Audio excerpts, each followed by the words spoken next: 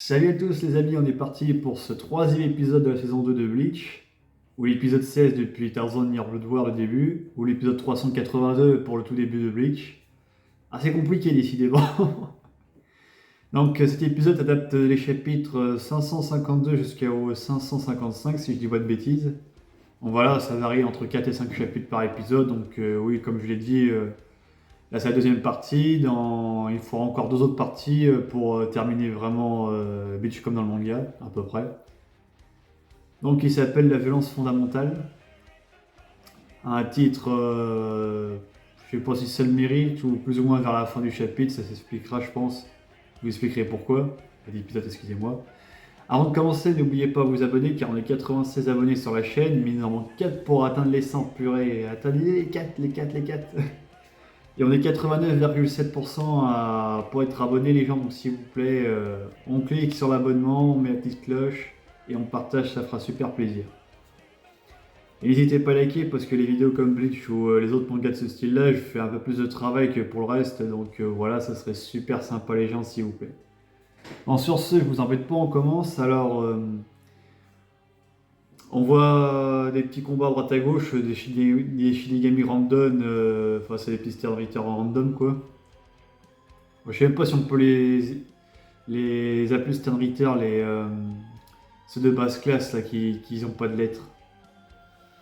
Bon, je pense que si, bref. Mais bref, ils continuent leur petit combat. On voit que les Shinigami sont un peu inférieurs aux Sternritter globalement pour l'instant. On voit que Matsumoto est dans un état très critique parce que tu as le Sternritter avec la lettre I qui s'appelle Sangdu, je crois qu'il s'appelle comme ça, qui le jette par terre comme une lumière comme ça étalée sur le sol, et puis t'as Tsugaya qui fait ah putain ma vis capitale et tout. Voilà, tu vois, tu sens que c'est chaud quand même. Hein. Et d'ailleurs, le Sternritter I, il va sortir du coup le banquet qu'il a volé à Itsugaya, c'est-à-dire le Daiguren Yorinmaru. Donc voilà, et il combat contre son propre Bankai, ça fait du mal. Pendant ce temps-là, Keisuke Urahara et Mayuri, qui est pour je sais plus quel youtubeur qui fait les vidéos Bleach, là, qui dit que c'est le meilleur personnage de Bleach. Bon, dans un sens, il a pas tout à fait tort, mais bon. Donc du coup, Keisuke, vous souvenez-vous, dans le dernier épisode, il dit qu'il a trouvé moyen de récupérer les Bankai et tout. Donc ça plaît pas trop à Mayuri parce qu'il se dit putain il est encore passé devant moi, il est encore au-dessus de moi parce que ses subordonnés disent quel génie ce Keisuke Urahara. On sent qu'il y a l'ego du scientifique qui est là quoi. Mais voilà il communique et tout. Et donc à un moment Keisuke explique sa théorie, donc il explique que du coup vu comme ça marche pas sur la résurrection des Holos, leur vol de leur résurrection, qui est plus ou moins l'équivalent de les Bankai et Shinigami, et ben, il est parti de cette thèse là qu'en gros si on possède une espèce de binoir sur nous qui est un peu l'énergie des holos, et que les sterniteurs en sont allergiques, parce qu'ils partent du principe qu'ils en sont allergiques ou pas bien, vu comme ils n'ont pas pu le voler au holo. Donc du coup, ils partent du principe que s'ils ont un Shinigami ingère cette bille, et ben, du coup, les Bankai que les sterniteurs ont volés vont devenir insupportables à porter pour eux, car il y aura un peu de holo en eux et puis ils supportent pas ça. Vous voyez, c'est un peu le poison quoi. Donc il fabrique ses billes noires en grande quantité, il en distribue partout dans le Seirei. Si on peut dire ça Seirei parce que du coup c'est plus le vent d'arrache. Donc chacun récupère sa petite bille noire et chacun récupère son Bankai. Donc on voit Soifon qui récupère son espèce de bazooka qui fait un gros tir avec, et d'ailleurs ça fait limite explosion nucléaire. On voit Itsugaya qui récupère son Daiguren Yorinmaru au complet. Mais il dit du coup qu'on risque d'être métamorphosé, ou morphosé, je sais plus comment ils disent, ou holoforzé, avec le Bankai en question du coup. Et c'est vrai que sur Itsugaya par exemple, on voit que la moitié de son visage, il a fusionné avec la glace, ça fait un peu bizarre. C'est un peu le risque, mais bon, ils n'ont pas trop le choix. Pendant ce temps-là, on voit un beau rajout de l'animé, qui n'existait pas dans le manga papier. On voit enfin le Bankai, comment il s'appelle celui-là, Shinji Kirako, je crois, un truc comme ça. Vous savez, le chef des... comment il s'appelle avec les masques là. Ah putain, j'ai perdu le nom.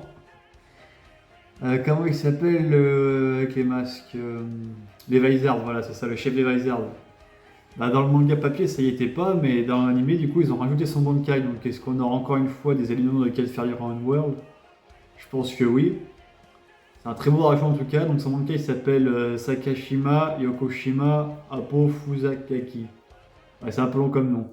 Ça fait une espèce de sphère en mode Bouddha, et puis du coup, tous les sens qu'il y a autour ces adversaires sont inversés. Donc les ennemis sont confondus avec les alliés, pareil avec les attaques et tout, les sens gauche à droite, etc. En fait, c'est comme son Shikai, mais en plus. Mais là, du coup, ça vise une zone, pas une personne en particulier. C'est la différence en gros. C'est son Shikai, mais en plus pété. Et il dit qu'il ne pouvait pas utiliser n'importe où, n'importe quand, parce que forcément, ça contaminera aussi ses alliés. Donc là, on sent que. Il n'y avait pas trop le choix, mais c'est stylé la façon dont il sort avec le sourire, le truc qui tourne et tout. Enfin, c'est vraiment stylé quoi. Pendant ce temps-là, on voit Badarame et ses deux complices qui vont battre, enfin qui vont essayer de se fight contre. Je sais pas comment il s'appelle ce Stern Ritter, mais vous savez, il ressemble un peu à un catcheur, il a un masque et tout, il fait un peu le super-héros. Et ils sont un peu en difficulté face à lui d'ailleurs. On voit aussi une des meufs de Stern Ritter qui va affronter. Alors dans un premier temps, je crois que c'est la bande des trois, et puis après c'est Shinji Kirako qui va l'affronter. Donc il commence à avoir le dessus. Et puis là, à un moment donné, elle sort son Vol Standing qui est ultra joli, mais vraiment très très très beau. Ça plus que dans le manga papier, c'est le beau rajout qu'ils ont fait. Et on voit que tous les serviteurs dans le Série Tail sortent, non dans le Vendor Rush, excusez-moi, je vais y arriver, sortent tous leur Vol Standing. Et là, t'as Iwatch qui dit désolé, je vais l'appeler Iwatch parce que bon, entre les bois, machin, enfin voilà, bref, je préfère l'appeler Iwatch. Qui sort ah bah là c'est bon, vous êtes foutus, là la moindre lueur d'espoir s'envole, parce qu'ils disent qu'ils pouvaient pas utiliser leur vol standing tant qu'ils avaient les Bankai des Shinigami. Donc, et puis là on voit du coup des étoiles un peu partout, mais des couleurs différentes, et puis on voit que le gars qui s'est fait emprisonner par Maru.